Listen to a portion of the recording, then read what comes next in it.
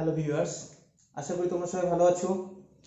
আজকে আমি নতুন একটা টপিক নিয়ে আলোচনা করতে শুরু করেছি, সেটা হচ্ছে স্ট্যাটিস্টিক্স বা রাশিবিজ্ঞান। এটা দ্বাদশ শ্রেণীর ভূগোলের প্র্যাকটিক্যালের একটি পার্ট। ওকে, আমি সিলেবাস অনুযায়ী পরপর পার্টগুলো করাবো। তো আজকের ভিডিওতে আমি বেসিক্যালি রাশিবিজ্ঞানের যে কনসেপ্ট সেটা সম্পর্কে আলোচনা করব এবং পরবর্তী ভিডিওতে বাকি বিষয়গুলো নিয়ে আলোচনা করব। তোমরা যদি সমস্ত ভিডিওগুলো দেখতে চাও তবে চ্যানেলটাকে অবশ্যই সাবস্ক্রাইব করবে। আর আজকে বিষয়টা কেমন লাগলো সেটা কমেন্ট করে জানাবে। ভালো লাগলে অবশ্যই লাইক করবে এবং বন্ধুদের মধ্যে শেয়ার করবে। ঠিক আছে, চলো আজকে তাহলে বিষয়টা শুরু করা যাক। স্ট্যাটিস্টিক্স কাকে বলে, বলতে কি বুঝি, এটা আলোচনা প্রসঙ্গে একটা সংজ্ঞা নিয়ে আলোচনা করা যাক। ক্রকস্টোন and কাউডেন এনারা একটা সংজ্ঞা দিয়েছেন কি, যে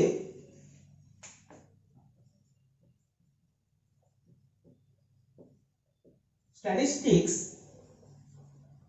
may be defined as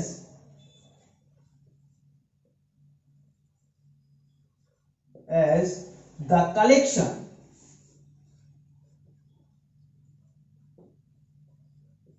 presentation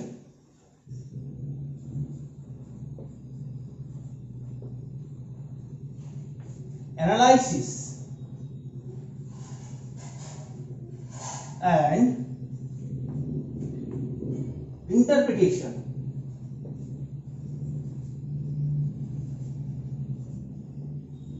of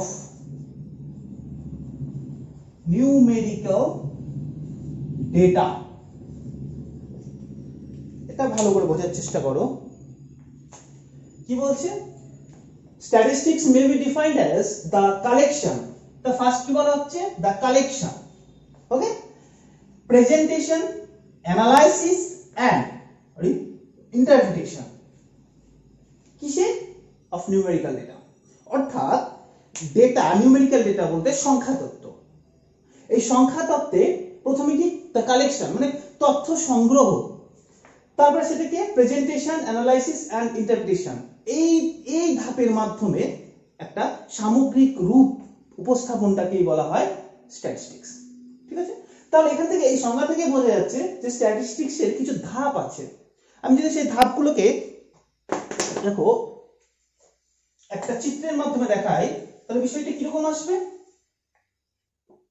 বিষয়টা আসবে এরকম, আমি একটা স্টেপ বলে লিখছি। ওকে, স্টেপস, স্ট্যাটিস্টিক্স এর স্টেপস কি? ফার্স্ট তাহলে কি আসছে, কালেকশন অফ ডেটা।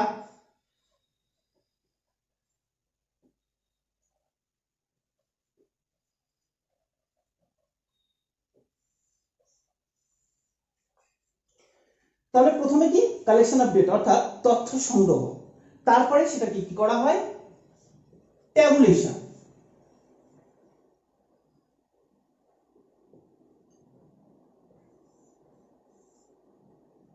তারপর সেটা কি করা হয় কি, ফ্রিকোয়েন্সি ডিস্ট্রিবিউশন,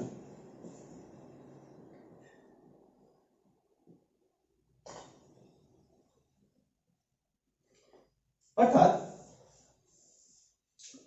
এরপর কি সেটাকে নিয়ে অ্যানালাইসিস করা হয়, অর্থাৎ অ্যানালাইসিস।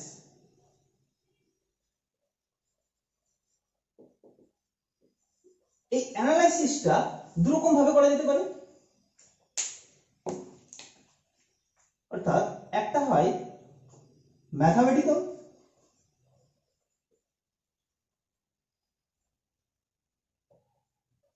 ম্যাথমেটিক্যাল অ্যাপ্লিকেশন বলতে পারি, একটা হয় কি তাহলে গ্রাফিক্যাল রিপ্রেজেন্টেশন।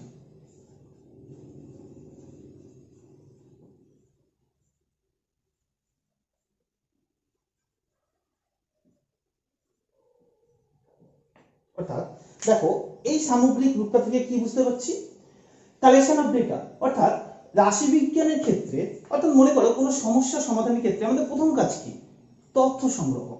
তা রাশিবিজ্ঞানের প্রধান কাজ হচ্ছে তথ্য সংগ্রহ। তো এই তথ্য সংগ্রহ, তথ্য বলতে এখানে ডেটা, অর্থাৎ সংখ্যা তত্ত্ব, রাশিবিজ্ঞান কিন্তু সংখ্যা তত্ত্ব নিয়ে কাজ করে। তাহলে সংখ্যা তত্ত্ব বা ডেটা, এটার সাথে একটা কথা বলে রাখা উচিত এখানে, যে ডেটা বা সংখ্যা তত্ত্ব, তাহলে শুধু তথ্য বা ইনফরমেশন কি? মনে করো একটা উদাহরণ দেওয়া যায়, মনে করো কোথাও একটা রোড অ্যাক্সিডেন্ট হয়েছে, তা তো তোমাদের বন্ধু এসে খবর দিল যে এখানে একটা রোড অ্যাক্সিডেন্ট হয়েছে। এই যে খবর দিল যে রোড অ্যাক্সিডেন্ট হয়েছে, দ্যাটস কল্ড ইনফরমেশন, মানে তথ্য। কিন্তু তোমার আরেক বন্ধু ওটা দেখে এসে বললো তোমাদেরকে যে ওখানে রোড অ্যাক্সিডেন্টে 10 জন লোক ওখানেই মারা গেছে, স্পট ডেড। 10 জন লোক গুরুতর আহত, তাদেরকে হসপিটালে নিয়ে যাওয়া হয়েছে। 5 জন লোক মোটামুটি ভাবে আহত হয়েছে, তারা হসপিটাল নিয়ে যাওয়া হয়নি, জল টল দেওয়া হয়েছে, সুস্থ। এবং ওই বাসে এতজন টোটাল যাত্রী ছিলেন। এই যে বিষয়টা বলা হলো, তার মানে কি একটা সংখ্যার হিসেব দেওয়া হলো, এই সংখ্যা। তাহলে এই যে সংখ্যার বিষয় হিসেবটা, সেটা হচ্ছে তখন ডেটা। তাহলে জাস্ট খবরটা এনে দেওয়া হলো যে অ্যাক্সিডেন্ট হয়েছে, এটা কিন্তু ইনফরমেশন। আর যখন তার একটা সামগ্রিক তথ্য, একটা নিউমেরিক্যাল তথ্য বলতে পারে, এটা সংখ্যাগত রূপ প্রকাশ করা হচ্ছে, সেটাকে বলা হয় সংখ্যা তত্ত্ব বা ডেটা। তা রাশিবিজ্ঞান এই ধরনের ডেটা নিয়ে কাজ করে। তো প্রথমে কি করা হয়, ডেটাগুলোকে ট্যাবুলেশন করা হয়, অর্থাৎ একটা বিন্যাসকরণ করা হয়। তো সেই বিন্যাসকরণের সাথে সাথে কি করা হয়, ফ্রিকোয়েন্সি ডিস্ট্রিবিউশন। এবার ফ্রিকোয়েন্সি ডিস্ট্রিবিউশন, এইগুলো তোমাদের এক একটা পার্ট কিন্তু, হ্যাঁ, এই পার্টগুলো নিয়ে পরবর্তী সময় আস্তে আস্তে ভিডিওতে আসবো। তো এই ফ্রিকোয়েন্সি ডিস্ট্রিবিউশন, তারপরে কি ফ্রিকোয়েন্সি ডিস্ট্রিবিউশন, মনে করো ওই ঘটনাটাকে, আমি জাস্ট একটা ঘটনাটাকে নিয়েই বলছি, পরবর্তী বিষয়ে আমি এগুলো নিয়ে আলোচনা তো আসবোই, তোমাদের সিলেবাস এগুলোই আছে। তো যদি এই ঘটনাটাকেই ধরি যে বাস অ্যাক্সিডেন্ট, তাহলে এই বাস অ্যাক্সিডেন্টের যে সংখ্যা রূপটা তোমাকে বলা হলো, যে এতজন মারা গেছেন, এতজন হসপিটালে নিয়ে যাওয়া হয়েছেন, এতজন ওখানে অসুস্থ, সাময়িকভাবে আহত হয়েছিল, ঠিক হয়ে গেছেন, এরকম যে বিষয়, বা মোট যাত্রী এত ছিল, এই যে বিষয়টা, এটা যদি আমি একটা টেবিল করি, একটা টেবিলের মাধ্যমে বা একটা সারণীর মাধ্যমে ওটাকে উপস্থাপন করা হলো। এবার সেটা থেকে আমি অ্যানালাইসিস করলাম যে টোটাল বাস যাত্রীর মধ্যে কতজন লোক মারা গেল, মানে টোটাল বলতে পারি যে টোটাল যাত্রীর সাপেক্ষে কতজন মারা গেছে, এমনি শতকরা হিসাব বার করতে পারি, বা গড়ে কতজন, টোটাল যাত্রীর মধ্যে কতজন মহিলা ছিল, কতজন পুরুষ ছিল, তার আবার একটা পার্সেন্টেজ বার করতে পারি। এই যে একটা হিসেব নিকেশ, সেটাকেই বলা হয় অ্যানালাইসিস। তো সেটাকে আমরা কি গ্রাফিক্যালের মাধ্যমে দেখাতে পারি, বা ম্যাথমেটিক্যাল ভাবেও হিসেব নিকেশ করতে পারি, অর্থাৎ বিভিন্ন চিত্রের মাধ্যমে যখন দেখানো হবে সেটাকে, সেই ঘটনাটাকে বিভিন্ন চিত্রের মাধ্যমে, এতজন লোক মারা গেছে, এতজন পুরুষ ছিল, এতজন মহিলা ছিল, ইত্যাদি ইত্যাদি বিষয়, সেগুলো হচ্ছে গ্রাফিক্যাল রিপ্রেজেন্টেশন। তোমাদের সেক্ষেত্রে তোমাদের সিলেবাস অনুযায়ী কি কি আছে গ্রাফিক্যাল রিপ্রেজেন্টেশনের মধ্যে, যেমন হিস্টোগ্রাম,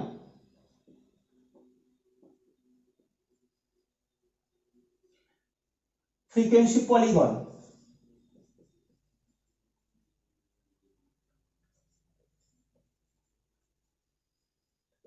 আর কি আছে, ওজাইভ।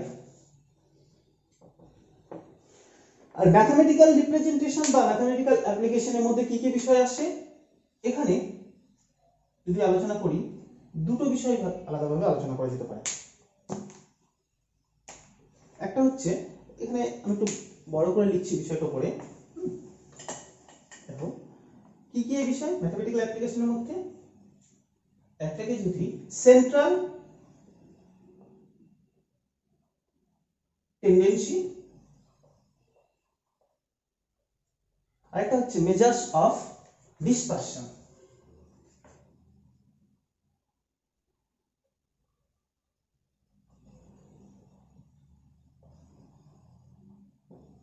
মেজার্স অফ ডিসপারশন, এই দুটো বিষয় কিন্তু ম্যাথমেটিক্যাল অ্যাপ্লিকেশনের মধ্যে রয়েছে। তো সেন্ট্রাল টেন্ডেন্সির মধ্যে তোমাদের তিনটে পার্ট শিখতে হবে, একটা হচ্ছে মিন, একটা হচ্ছে মিডিয়ান, একটা হচ্ছে মোড, এই বিষয়। ওকে, আর মেজার্স অফ ডিসপারশনের মধ্যে যেমন mean deviation,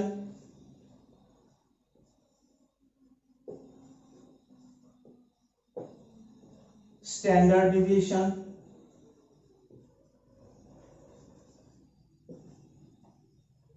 coefficient of variation, অর্থাৎ যাকে সিভি বলা হয়, এই বিষয়গুলো তোমাদের সিলেবাসে রয়েছে। আমি কিন্তু একটা সামগ্রিক ধারণা দিয়ে দিলাম যে সিলেবাসটি কি রয়েছে।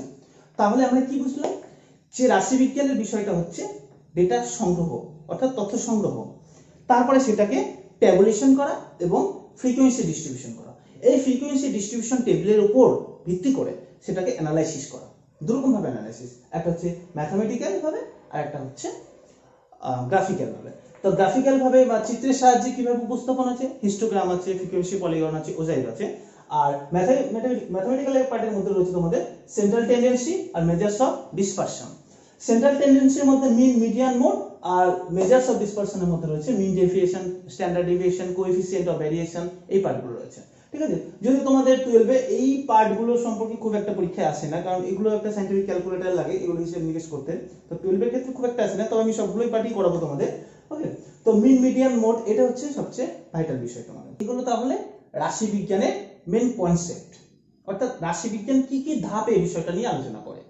ওকে, তো সেই ধাপের মধ্যে প্রধান যেটা বিষয় ফ্রিকোয়েন্সি ডিস্ট্রিবিউশন বা পরিসংখ্যা বিভাজন বা বন্টন বলা হয়, এটাই হচ্ছে মেন পার্ট। অর্থাৎ যে স্কোর বা ডেটা, সেই ডেটাগুলোকে কিভাবে পরিসংখ্যা বিভাজন তৈরি করতে হয়, অর্থাৎ টেবিল তৈরি করতে হয়, এবং তার এই টেবিলটার বিশেষেই কিন্তু পরবর্তী যে ম্যাথমেটিক্যাল এবং গ্রাফিক্যাল রিপ্রেজেন্টেশন রয়েছে সেগুলো আলোচনা আসে। ওকে, তাহলে পরবর্তী ভিডিওতে আমি পরিসংখ্যা বিভাজন নিয়ে আলোচনা করব। আজকে এই পর্যন্তই। ঠিক আছে, তোমরা ভালো থেকো, সুস্থ থেকো এবং পরবর্তী ভিডিওর জন্য ওয়েট করো।